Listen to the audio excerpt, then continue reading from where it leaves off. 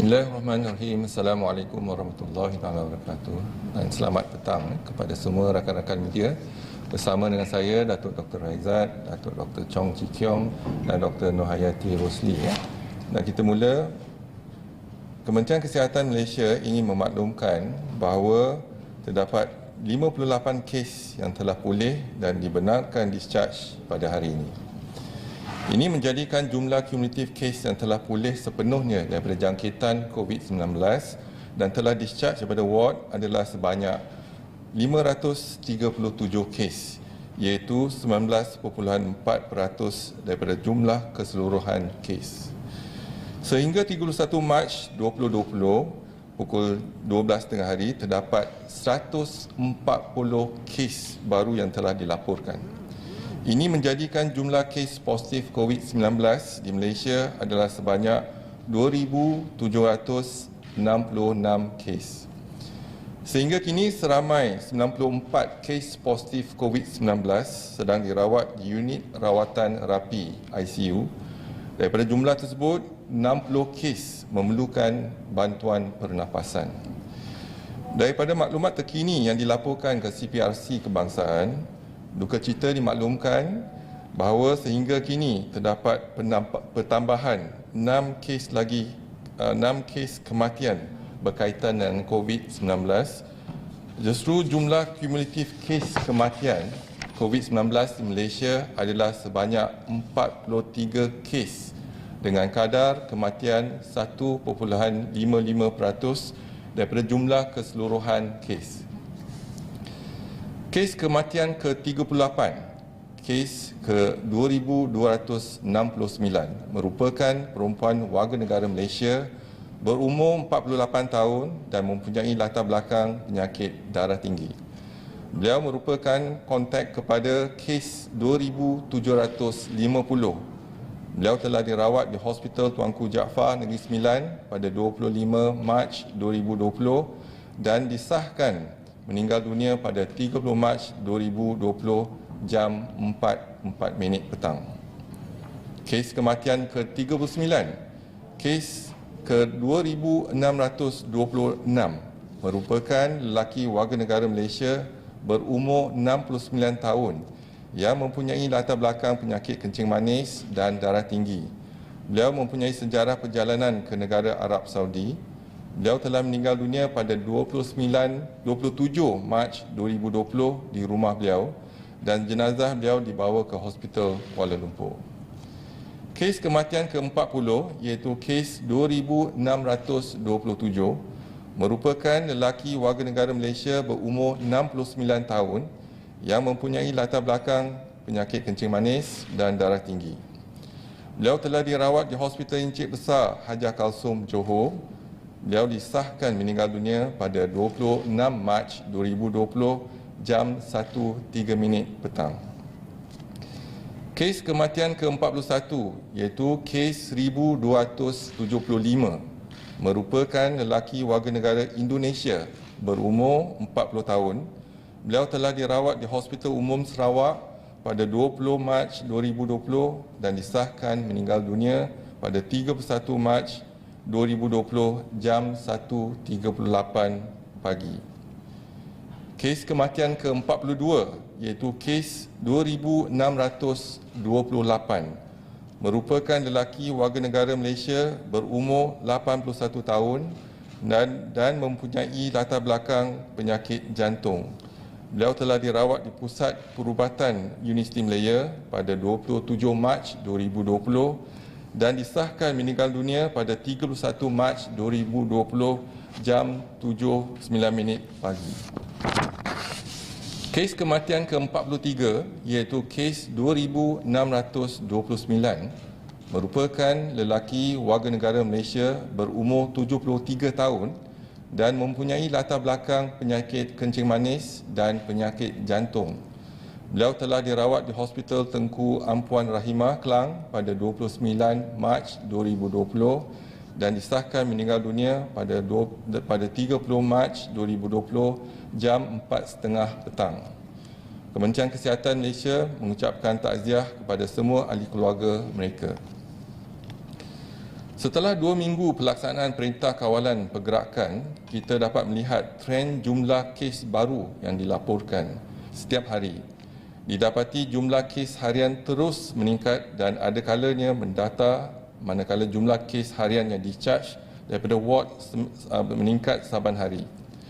Data ini menunjukkan kesan daripada aktiviti yang dijalankan oleh Kementerian Kesihatan dan pelbagai agensi dalam tempoh 1 bulan kebelakangan ini.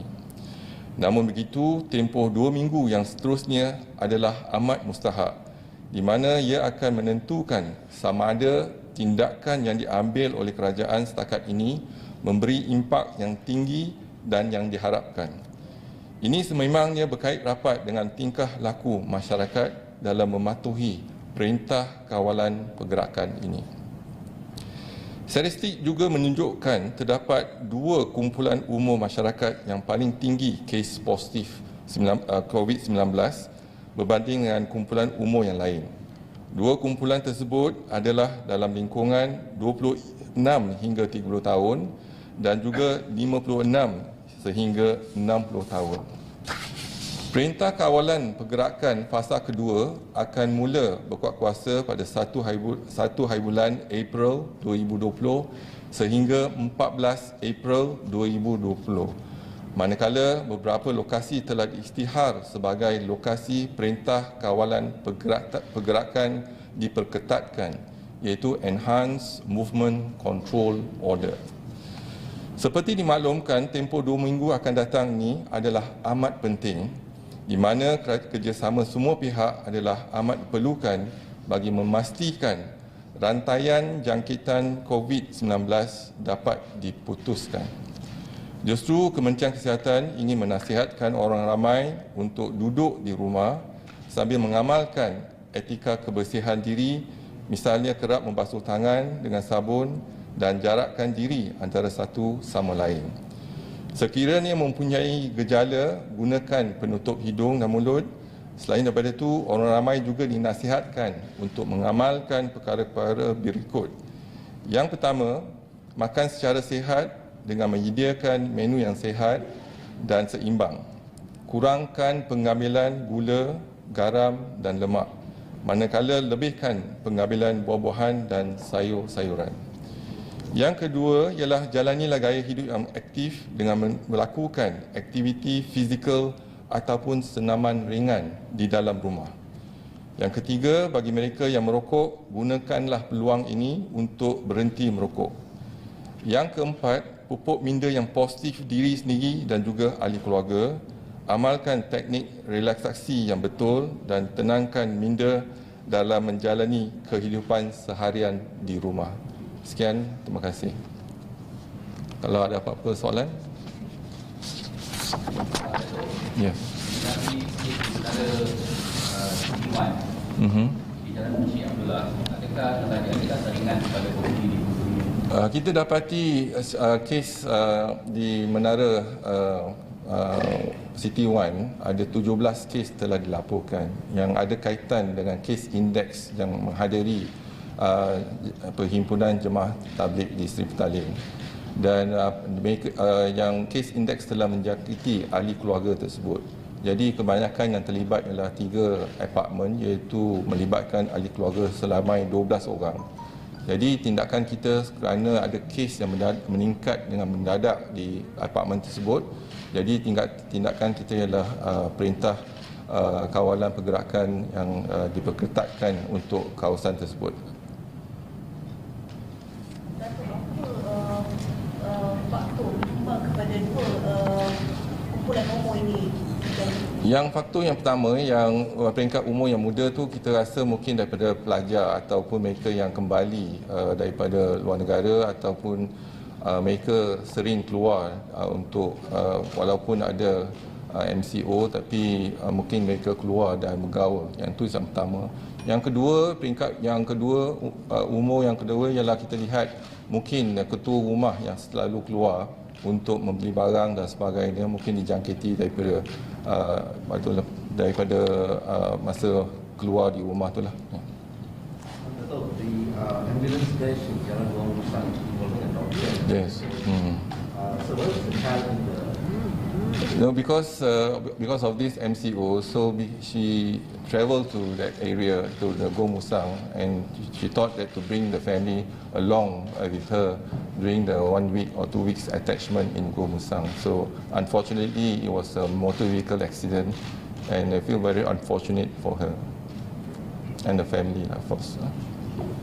Datuk, kalau kita lihat umur daripada kurang setahun dan 1 hingga 5 tahun, bilangan 36 orang, boleh saya tahu daripada mana faktor penyumbang kepada kepada jangkitan, dan yang kedua, bagaimana keadaan kesemua bangsa? Besar kemungkinan jangkitan tu melibatkan daripada case index, contohnya daripada jemaah tabligh yang balik ke keluarga mereka, adakala dia jangkitan bermula daripada situ. Dan juga mungkin daripada faktor keluarga juga. Yang contohnya di gelombang pertama kita ada juga jangkitan sekeluarga apabila mereka melancong dengan satu keluarga, mungkin satu keluarga itu akan dijangkiti juga. Bagaimana keadaan kesemua bangsa? Setakat ini semua stable, 80% pada mangsa adalah stabil, iaitu kalau kita lihat mungkin dia orang positif tetapi tak ada gejala, ataupun positif tetapi ada gejala yang ringan. Jadi 80% ya yang ada gejala yang ringan. Datuk, kalau tengok umur bawah setahun ada 9 orang yang positif. Bagaimana mereka dijangkiti? Ada tak yang lahir terus positif atau bagaimana? Yang paling muda tu 18 bulan kalau. Ya, 18 bulan yang dijangkiti. Tapi dah jangkiti daripada keluarga lah. Jadi daripada ketua keluarga ke yang hadir perhimpunan tersebut, nanti bila balik ke rumah jadi jangkiti keluarga tersebut. Bagi kanak-kanak yang dirawat, adakah ibu bapa ataupun penjaga dibenarkan bersama dengan anak tersebut ya. So, they discovered a cluster dekat India from a tabligh event, and some of the they said some of the participants were also Malaysian. How many returning Malaysians yang ada positif daripada? So true, we are investigating because not only in India, also in Sulawesi. The other day we heard that there's actually a big gathering there. So obviously it's actually high risk if they were attending this gathering. So we are trying to get more information from our counterpart in India. But from the Sulawesi group, we have about 87 names that have been identified. We are tracing them as well. So working closely with the police to trace them. Do we have many positive cases from these or still under investigation? Under investigation. Datuk, maksudnya 20% kanak-kanak yang kurang 5 tahun tu ada yang menerima rawatan menggunakan alat pernafasan? Setakat ni tak ada yang kanak-kanak. Jadi tapi kanak-kanak stabil setakat ni lah. Tetapi kalau kita lihat yang mendapatkan rawatan di ICU lebih kurang 5%. 5% yang mendapat intubation ataupun intubasi ialah 2.2%. Yang gunakan ventilator ialah 2.2%. Tapi apa yang penting ialah kita nampak sekarang ni peningkatan kes yang perlukan bantuan pernafasan. Dan kita perlukan peralatan, memang kita dah dapat pun peralatan, kita ada tempat, ada ruang untuk mereka, dan sekarang ni kita tengah lihat bagaimana kita dapat tingkatkan lagi sumber manusia, contohnya pakar bius ataupun intensivis, dan juga nurse-nurse yang dapat merawat mereka lah. Jadi sekarang ni sebab kes makin meningkat, jadi mereka pun mereka kerja 24 jam lah, nampaknya macam seolah-olah setiap hari. Jadi apa yang kita buat di Kementerian Kesihatan, kita kerahkan anestetis ataupun intensivis dan nurses atau jururawat daripada hospital-hospital yang lain ke hospital Sungai Buloh contohnya. Dan juga kita telah membuka peluang kepada pakar-pakar intensivis ataupun bius di hospital swasta untuk membantu Kementerian Kesihatan. Tan Sri Anwar Musa said that Bazaar Ramadan will go on. So we look into whether is our market, for example, today, as well as Pasar Tani. So more important is that to practice safe distancing, as well as all the precautionary measures should be taken and maintain a good hygiene during that process. So we need to control, the crowd control is important, not so to avoid the crowded places. So I think it's basically we need to look into the implementation. As long as they can follow our SOP to avoid contact, and have a good spacing and hand washing, and control the whole area in terms of the crowd. So are you all working with the Ministry of this? We advise them what to do and what not to do. So is it advisable? Yeah, that's advisable, just like we have Pasar Tani, for example, and then now the marketplaces and etc. So we have to avoid in terms of the crowd, and spacing as well, so that there's no contact. That's more important. So as long as they follow the SOPs? Is follow the SOP. If we are happy with the SOP, then probably we'll give the green light. Is the Indonesia in today's announcement the first person foreigner to die in Malaysia? So far from the Indonesia, yes, this is 40 years old Indonesian that is in Kuching. I think from the 37 death we have, I think this is the first foreign patient that we had. Datuk, mungkin boleh ulas kenyataan bekas Timbalan DG Dr. Omar Hakim Sulaiman yang mempersoalkan operasi minyak cemar ni, mana beliau kata tak menyebut SOP. Mungkin akan ada keluar SOP? Apa yang kita hendak katakan sini ialah kita ucapkan terima kasih kepada DBKL dan juga KPTKT dan Majlis Daerah kerana membantu Kementerian Kesihatan dalam nyah cemar dan juga nyah cemar kawasan dan juga nyah cemar kuman di kawasan-kawasan yang common places lah ya. Tetapi mungkin kita akan lihat bagaimana kita boleh ikut SOP Kementerian Kesihatan, apa yang patut buat, apa yang tak patut tidak dibuat. Ya. So what needs to be done and what's not, and to avoid. Jadi mungkin kita akan berkomunikasi dan berhubung dengan DBKL, KPTKT dan juga Majlis Daerah untuk kita bagi panduan untuk membersihkan ataupun nyah cemar kawasan-kawasan tersebut. Jadi maksudnya SOP sekarang yang apa yang dilakukan operasi sekarang ni tidak mengikut SOP? Mungkin mereka laksanakan lebih awal daripada kita, Kementerian Kesihatan memberi garis panduan. Contohnya menggunakan bahan-bahan kimia yang telah kita ada senarai yang telah diluluskan oleh WHO dan juga cara-cara kita nak laksanakan. Jadi ini isu pelaksanaan. Mungkin Kementerian Kesihatan kita akan ambil tindakan untuk menasihati bagaimana nak laksanakan dengan betul. Coming back to one city, right? Were all the residents, the 3,200, be screened or tested? This is what we are trying to do. So we have actually looked into the area and make sure that we investigate every apartment, and then make sure that screening been done, and if needed be the testing as well. Have you started the screening? We started last night. Last night, so for all the apartments? All the apartment, but not in one go, but in stages. Yeah. Right. Kita boleh komen Pasal Menteri Tanah Adat berkata sesiapa yang balik ke Malaysia selepas 3 hari bulan akan diminta ke pusat kuarantin mana tempatnya? Kita ada kenal pasti 334 pusat kuarantin seluruh negara, dan juga kita tengah lihat sebab dalam kuarantin di rumah mungkin kepatuhan mereka tu kurang, ada lebih kurang kepatuhan hanya tercapai dalam 75 hingga 80%. Sebab ada antara mereka ni sepatut duduk di rumah tapi masih keluar.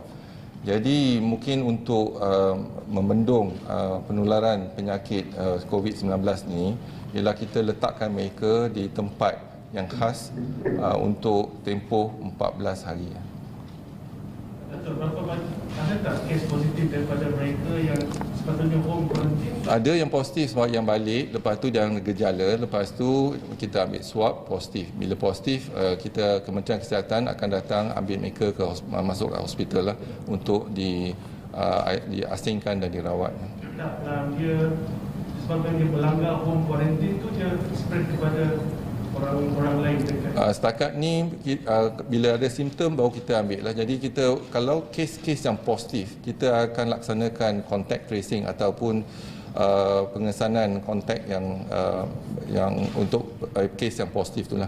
Jadi setakat ni memang itu antara SOP kita lah. Kalau ada setiap kes yang positif, kita akan laksanakan contact tracing.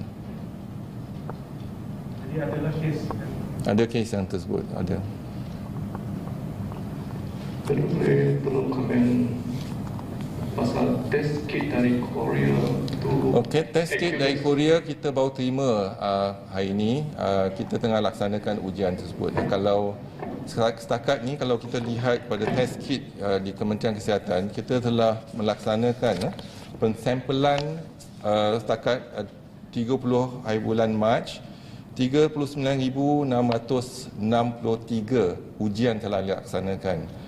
Dan yang positif ialah 2,626, iaitu sampai semalam lah. Hari ini kita tak masuk lagi data. Dan yang negatif ialah 28,580 dan yang pending adalah 8,457. Hari ini kita akan update data nantilah. Ya.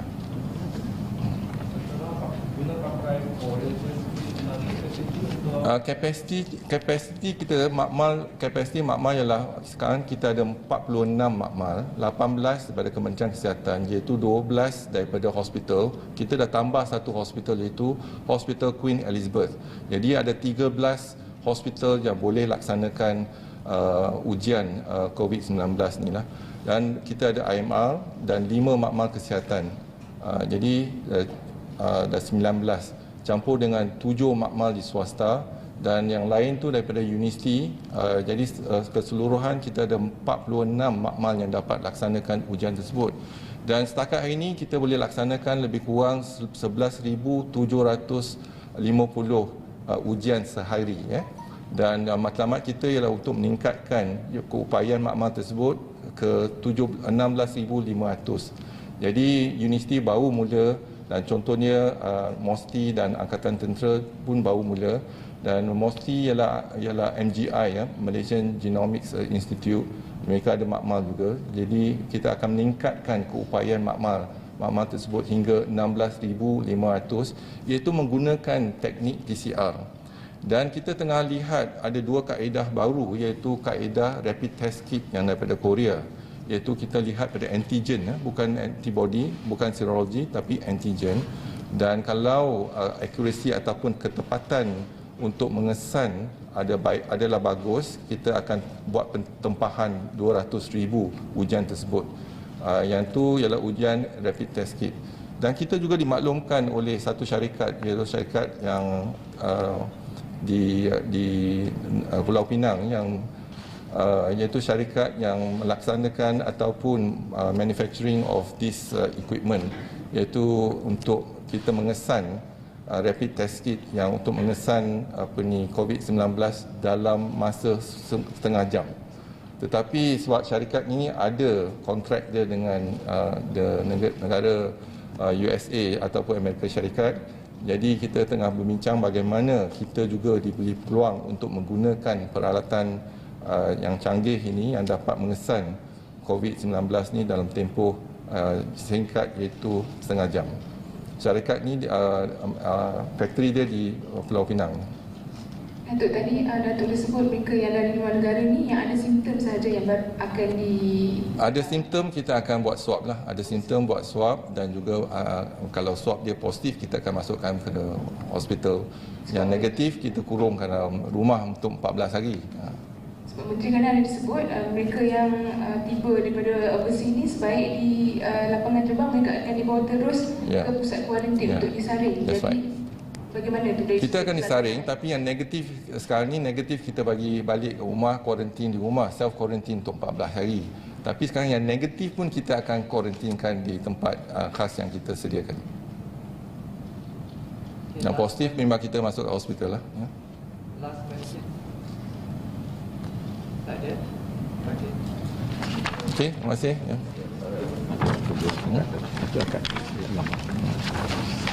Kerajaan Persekutuan